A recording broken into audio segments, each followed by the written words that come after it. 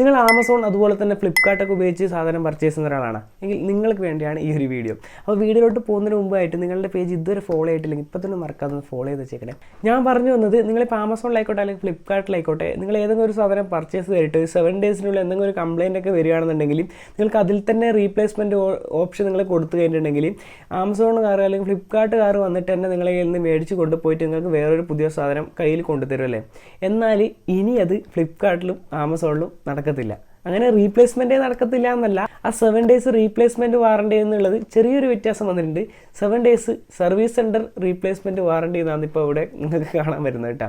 എന്ന് വെച്ചാൽ 7 ഡേയ്സിനുള്ളിൽ എന്തെങ്കിലും കംപ്ലയിൻറ്റ് വരികയാണെന്നുണ്ടെങ്കിൽ ആ ഒരു പ്രൊഡക്റ്റ് എടുത്തിട്ട് ഏത് കമ്പനിയുടെ ആണോ ആ കമ്പനിയുടെ സർവീസ് സെൻറ്ററിൽ നമ്മൾ തന്നെ കൊണ്ടുപോകണം.